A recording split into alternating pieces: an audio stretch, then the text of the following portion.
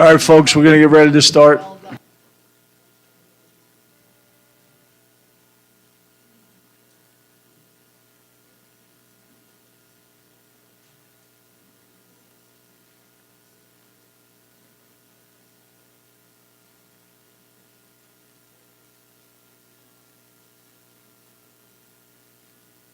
Thank you, everybody. Welcome to the regular monthly meeting of the Mayor and Council being held Monday, January 27, 2025, starting at 6:30 p.m. Missy, could you please call the roll? Mayor Nunziato. Here. Council President McGowan. Present. Councilwoman Delbert Cohen. Here. Councilwoman Coltrone. Here. Councilman Coakley. Here. Councilman Errico. Here. Councilman Guzman. Here. Thank you. If you're willing and able, please stand for the salute to the flag. I pledge allegiance to the flag of the United States of America and to the republic for which it stands for one nation, under God, indivisible, with liberty and justice for all. Thank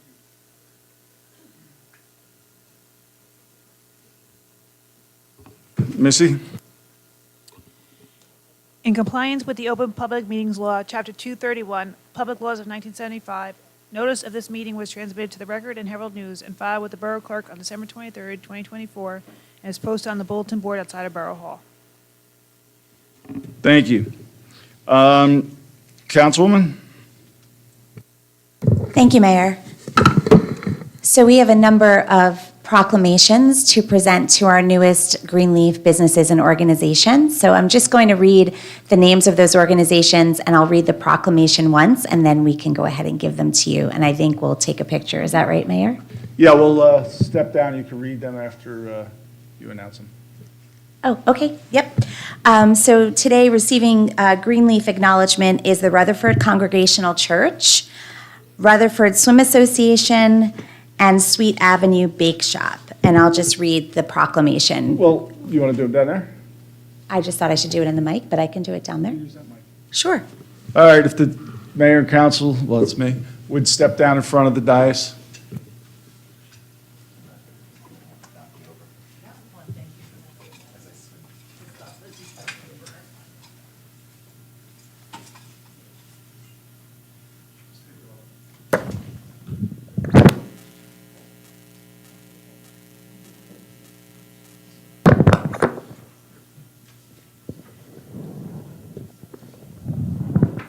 Okay. First, we have Rutherford Congregational Church. Can we have the representatives of that organization come up? Whereas Rutherford Congregational Church has pledged a dedication to environmentally friendly business practices, and whereas Rutherford Congregational Church has worked closely with the Rutherford Green Team Committee to meet the requirements of their Green Leaf certification program, and whereas Rutherford Congregational Church's dedication to the environment benefits the Rutherford community as a whole by making it a cleaner and healthier place to live. And whereas Rutherford Congregational Church's commitment to sustainability shows how small changes to everyday practices can make a big difference with measurable results. And whereas Rutherford Congregational Church's participation in the Rutherford Green Team Committee's Green Leaf certification program is a strong example of environmentally sound leadership with the Rutherford community. Now, therefore, Mayor Frank Nunziato of the Borough of Rutherford hereby presents this proclamation to Rutherford Congregational Church for their dedication and devotion to the environment and sustainable business practices within the Borough of Rutherford. Thank you so much.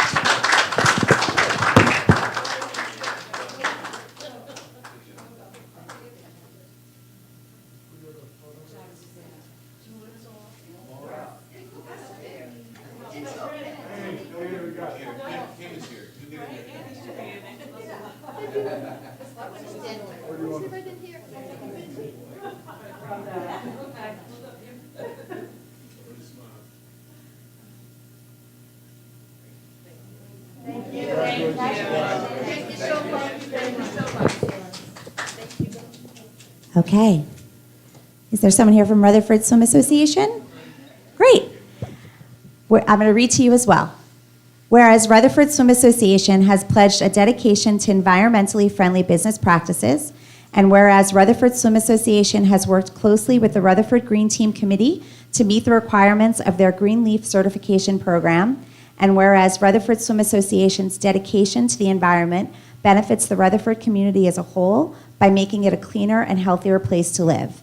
And whereas Rutherford Swim Association's commitment to sustainability shows how small changes to everyday practices can make a big difference with measurable results. And whereas Rutherford Swim Association's participation in the Rutherford Green Team Committee's Green Leaf Certification Program is a strong example of environmentally sound leadership within the Rutherford community. Now, therefore, Frank Nunziato, Mayor of the Borough of Rutherford, hereby presents this proclamation to Rutherford Swim Association for their dedication and devotion to the environment and sustainable business practices within the Borough of Rutherford. Congratulations.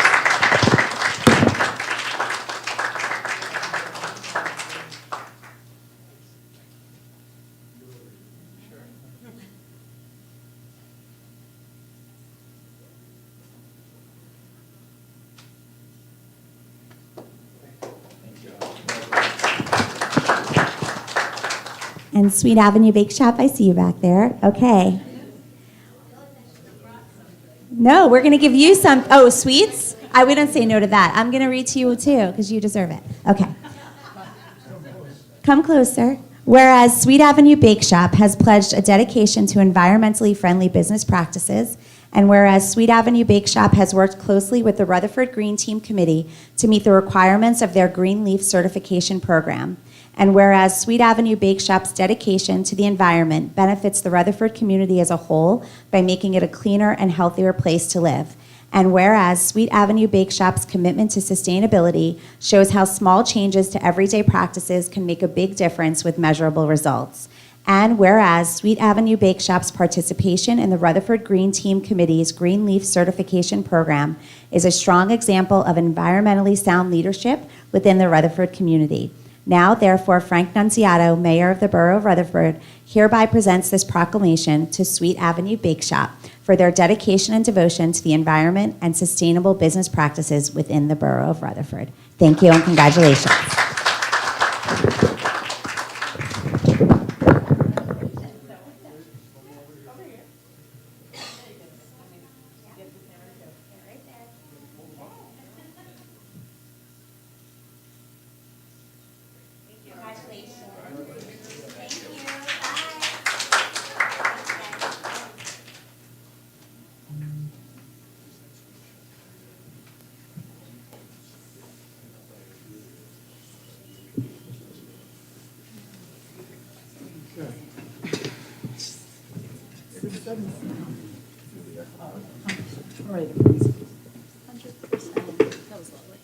Yes.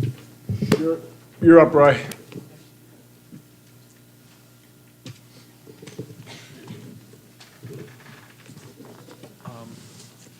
Good evening, everyone. So this part is the engineer's report. So we are moving forward with the construction of Diamond 4. There was a layoff last week due to the cold weather, but they were forming curbs today. And the project is going fairly well so far, and so we don't have anything dramatic to report with respect to Diamond 4 this evening. Thank you, Brian. Any questions from the council? Seeing none? Anything else for reports? And then I'm here for another purpose, is that part of the Green Acres grant purpose is a part of this mayor and council meeting is considered a public portion for input from Green Acres for Tamlin Field. And that's part of the checklist items that and is a continuation of our presentation Right, from. that's a little bit later, and the public hearing is a little bit later on the agenda, so you just want to wait 5 minutes. 5 minutes, okay. Yeah. Wanna do the affordable housing, Yeah.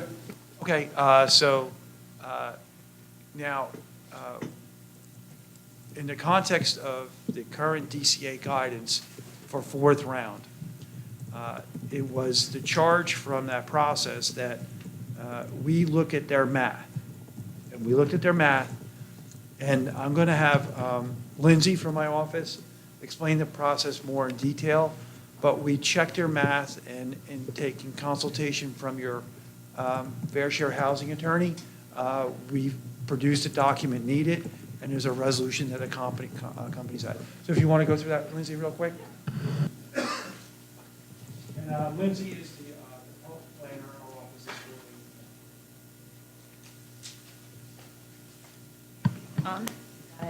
Good evening.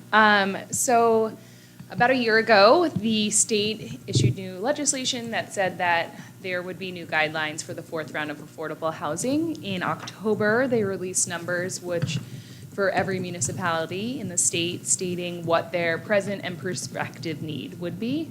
The present need is historically been called the rehabilitation need. That's going to be something that is existing in the borough. It is something that would just need to be rehabbed and brought up to the standards. Many times these units are experiencing overcrowding or they don't have correct plumbing, things like that. And so that rehabilitation is just existing units. Maybe it's a affordable unit that isn't been deed restricted as well. So those can fall under that. So let me just pull up.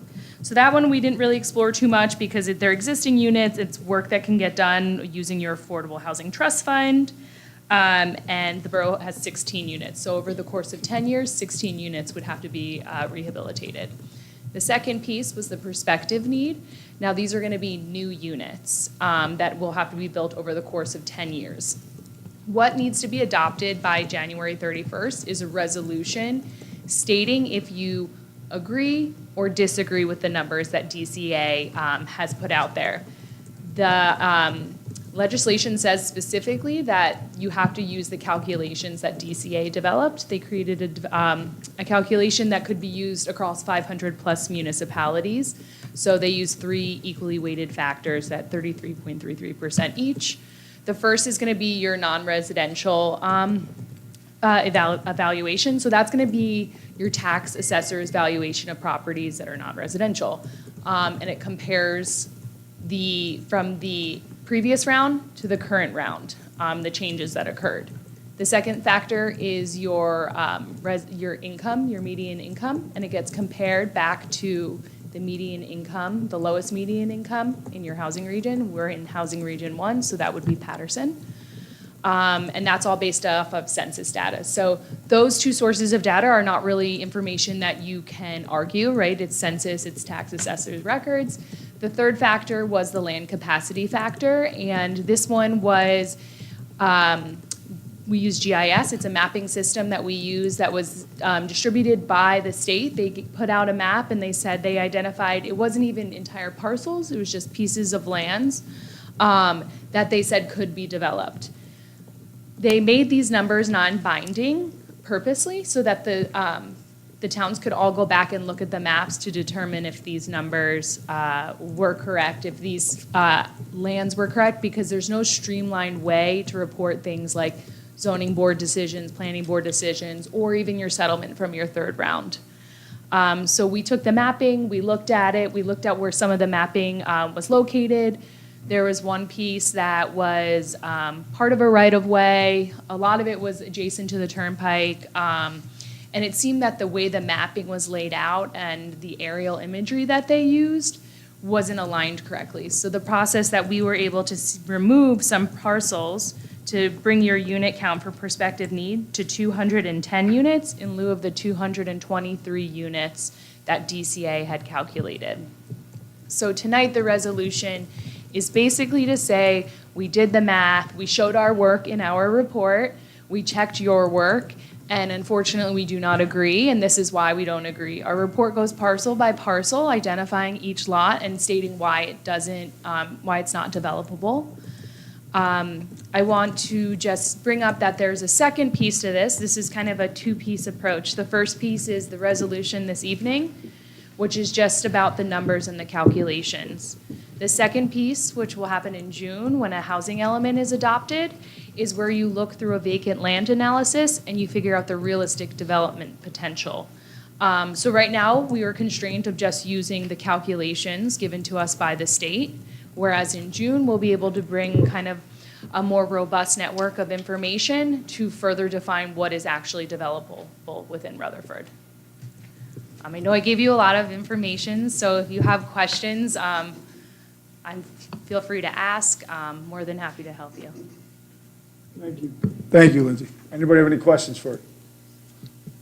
Good, Councilman. Just from an overall development standpoint, for the 210 affordable housing units, what would that equate to in terms of the overall development fit something that size, proverbially, or figuratively speaking? So there's a couple ways to answer that, right? The units could be built 210 outright units in one place. Building that way is frowned upon, especially for affordable housing. The gold standard for affordable housing in the state is typically looked at as like a 20% set aside of your market rate projects. So the way I've been looking at it as seeing that number and timesing it by 5, because ideally they would like to see it done with a 20% set aside where, you know, it's together with market rate. You're not secluding the affordable housing from everything else. And that is typically in past housing elements how most municipalities have gone about saying, okay, this is our need, this is how we're going to go about it. We're going to have a 20% set aside on all multifamily residential projects, or we're going to have an overlay zone, which I'm sure you guys have seen as well. So those are kind of the ways to look at that number. Perfect, thank you. I see a lot of faces in the galley today who have a good understanding of what exactly it is we're talking about, but the bulk of our community does not. And so more information, discussion points like that we can bring up here and put on the record, I think is very, very important, because it's an astronomical number when you're talking about the projects required to put them in. So thank you for that. Thank you, Lindsay. Mayor, I just add one thing. Also on the agenda tonight is asking for authorization for the Phase 2 of the study for Neglia, which, as Lindsay referenced, involves the housing element, the vacant land analysis, and that'll be another way to approach those numbers and see if those numbers are still legitimate enough for this borough or not. So the 210 could go down even further based on the findings of the next phase. That's another issue. Councilwoman. Sorry, thank you. Just so I understand, and maybe, Bob, you may have answered my question, but once we go back with this 210 number, that's not necessarily a concession that we will do that, right? We will then have, in the second phase, the opportunity to show whether or not we can actually have that come to fruition through any number of projects based on real estate. Is that right? Yeah, that's Okay. correct. Yeah, so the first number is truly just seeing their calculations. The legislation is written in a way that doesn't allow you the ability to bring additional information to the table. So the second piece is where we bring that additional information to the table that can be, in my opinion, more powerful to help with the numbers and the actual developability of these units. Okay, thank you. Thank you, Lindsay. Anyone else? Council President. Thank you, Mayor. First of all, thank you both for your good work on this and your guidance to the borough in this process. I have been pretty vocal about this entire process, and I just want to say that I appreciate we're going into the next phase where we start actually trying to justify whether or not this is even feasible. But there is, I can't help but get past a level of frustration which has been shared with us by residents over the last few years, right? Which is this push to force communities to develop. And I, I appreciate that today was about the numbers, and the next phase will be about the can we and should we. But, we're talking about, I just want to remind my colleagues, we're talking today about 200 and 210, but that is in addition to the already prescribed, am I close, was it 400 and something, or 500, Brian, am I close? Right, okay, so I just want to be transparent with our community that, yes, we're talking about phase 4, which meant there were 3 other iterations of this, and it is cumulative. It is not, we are not just talking about 200 in a snapshot. We are talking about an incredible number. And to my council colleagues' credit who asked, what does that number look like? So I just want to make sure for those of you with your calculators out on your phone, when you are multiplying by 5, I would be using much larger numbers like 700. Thank you. Thank you. Anybody else? Councilman Errico. Thank you, Mayor. I just want to clarify that the ultimate outcome of this, I think in 2019, we adopted a housing element and fair share plan. Is that the ultimate outcome of this process, like at the end of all of our appeals and whatever else? So that is a piece of the ultimate outcome. The last deadline in this process is going to be in 2026, where you adopt any ordinances, amendments to your zoning map, amendments to master plans, redevelopment plans, and things like that to put all of this information kind of on paper and make it like the legal piece of it. Thank you. All right, anyone else? Okay. Councilman Erico and I will be sitting on a panel for the Meadowlands Chambers regarding this on Wednesday. So this is very helpful. Thank you.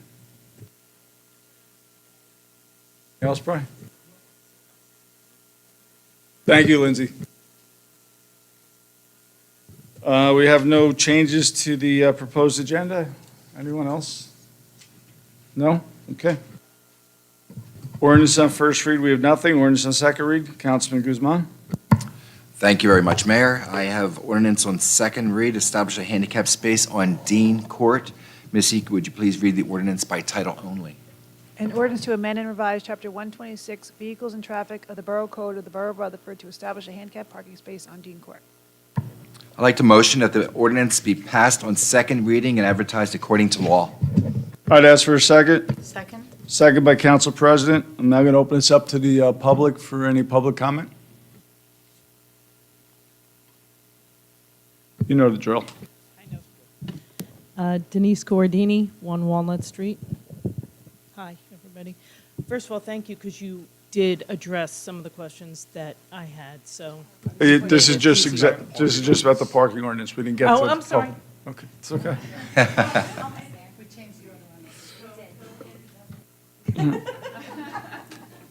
I'm going to close it to the public, open it up for any council comment. Seeing none, may I have a roll call, please? Council President McGowan? Yes. Councilwoman Delary Cone? Yes. Councilman Quattrone? Yes. Councilman Copley? Yes. Councilman Erico? Yes. Councilman Guzman? Yes. Thank you. All right, now you're up, kid. Sorry about that. Denise Corradini, 1 Walnut Street. Hi. So my question now is something that Stephanie alluded to. So we've had a first, second, and third round mandate prior to this one. So I'm interested to know what our total nut is. I know about the 477 perspective, I think it was 477, from the third round, on top of the 223, which we're asking for 210. So that's already 700 units. But now there were 2 prior rounds, and I'm wondering, are we still able to deal with the earlier rounds? Or are we stuck with those numbers? And goodness knows, where the heck are we supposed to put these places? You know, short of building tenements, which really scares me. And it should scare everybody. Bob, you want to? I'll give it a shot. So, great question. And I don't think anyone knows that answer yet.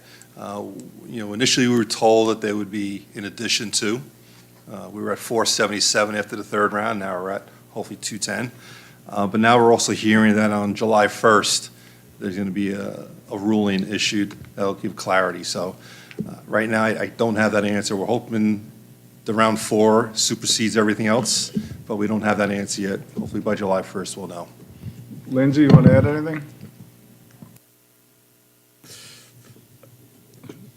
Anybody else from the public?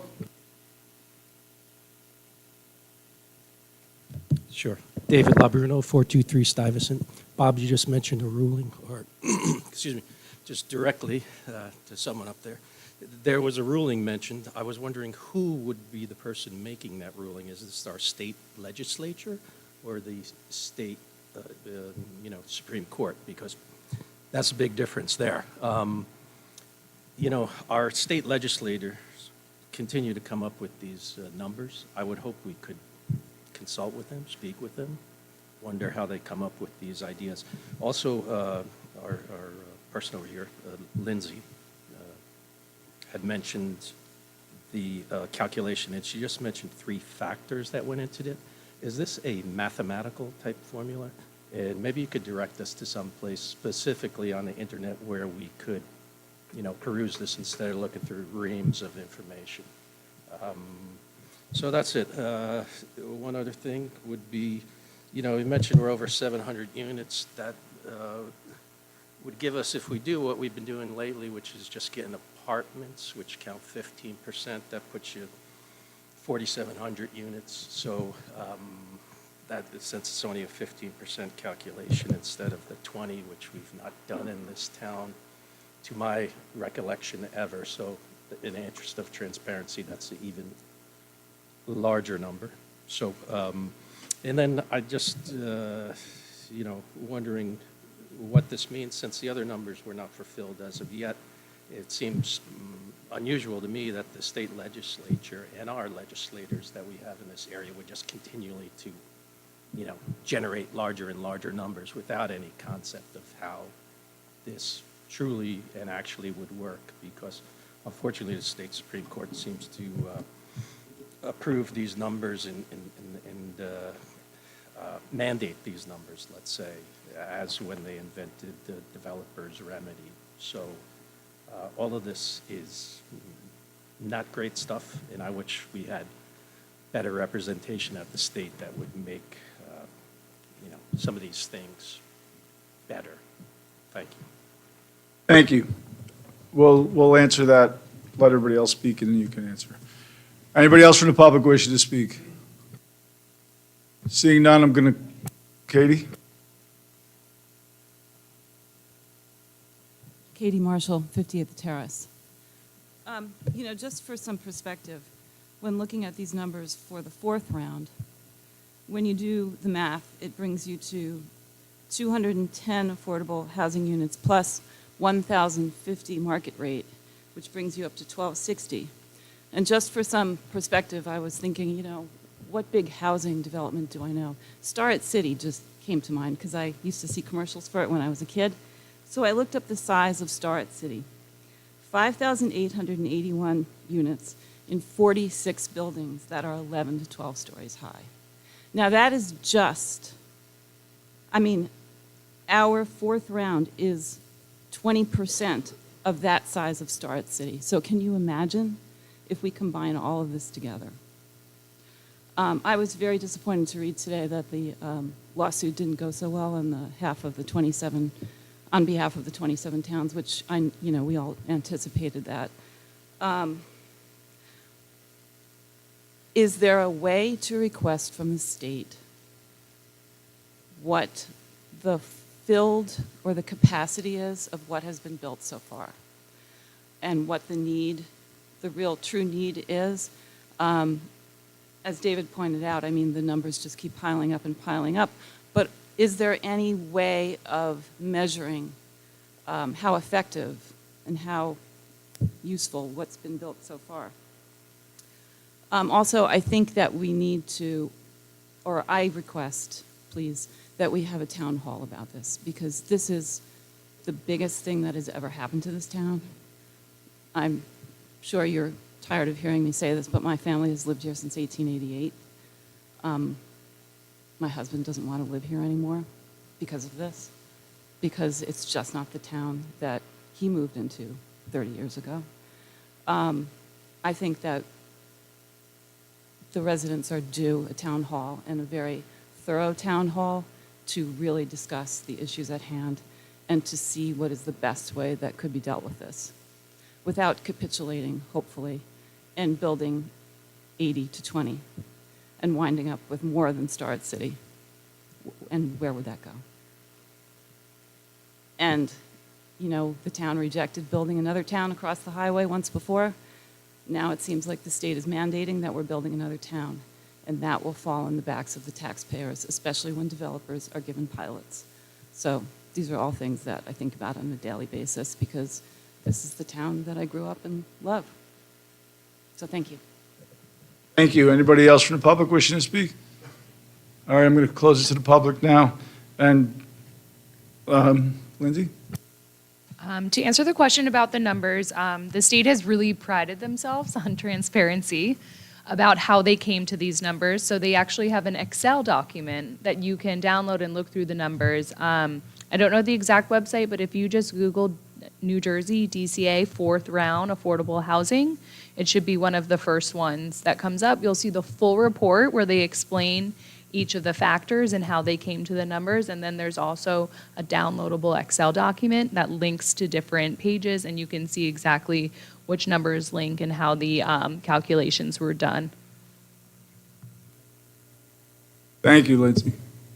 And Katie, just for the record, I lived here my whole life, so I don't want to see the change either, believe me. Anybody from the council wishing to speak? Councilwoman? I just wanted to say to Ms. Marshall, I agree that a town hall would be helpful. I think my only question for our borough engineers would be, at what time would that be appropriate so that we can give them the most robust information? Because what I don't want to see happen is have us get together, even at this point where there's so many phases left, and we leave people in what will already be a rather dissatisfying conversation, I fear, dissatisfied by lack of information. And I think for us to be able to educate ourselves up here on the dais is to understand when we will have the most information about what our legal options are, what our practical options are. And I'm not going to hold you to it, but if you had a sense of that timing, that would be helpful.